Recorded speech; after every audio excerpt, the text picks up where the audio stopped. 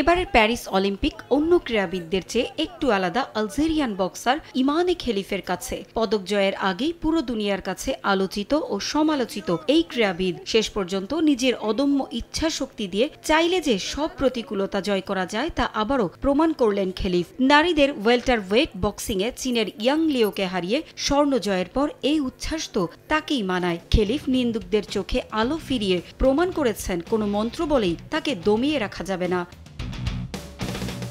আলজেরিয়ার ইতিহাসে প্রথম কোনো নারী ক্রীড়াবিদ হিসেবে অলিম্পিকে স্বর্ণ জয়, অথচ শুরুটা কত কঠিন ছিল তার। 2023 সালে বিশ্ব চ্যাম্পিয়নশিপের সময় ধরা পড়ে তার শরীরে নারীদের সঙ্গে জিনগত পার্থক্য রয়েছে। আইবিএ তাকে নিষেধাজ্ঞা দিল, অলিম্পিক কমিটি তাকে ছাড়পত্র দেয় নারীদের বিভাগে। শুরুতেই পড়েন তোপের মুখে। ইতালির অ্যাঞ্জেলো কারিনি তার বিপক্ষে খেলতে নেমে ভয়ে আতঙ্কে 1 মিনিটের আগেই ছেড়ে দেন ম্যাচ। এরপর তাকে নিয়ে শুরু হয় সমালোচনা, তবে সবকিছু মাটি চাপা দিয়েছেন 25 বছর বয়সী খেলিফ। শেষ পর্যন্ত জয় করেন স্বর্ণ।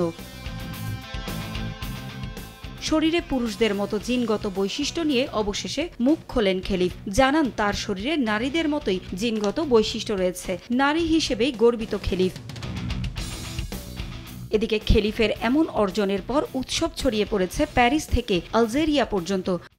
খেলিফকে নিয়ে আমরা গর্বিত। সে বিশ্ব দরবারে আমাদের তুলে ধরেছে। আলজেরিয়াকে এর আগে কেউ এত সম্মান এনে দিতে পারেনি। খেলিফ আমাদের কাছে প্রেরণা।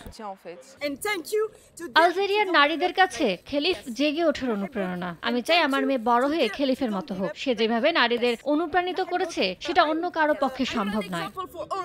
প্যারিস অলিম্পিকের পর নিজেকে নিয়ে নতুন করে ভাবছেন খেলিফ। তার মতো যারা এই সমস্যায় পিছিয়ে আছেন তাদের জন্য কাজ করতে চান 25 বছর বয়সী এই বক্সার। পারভিন আক্তার, সময় সংবাদ।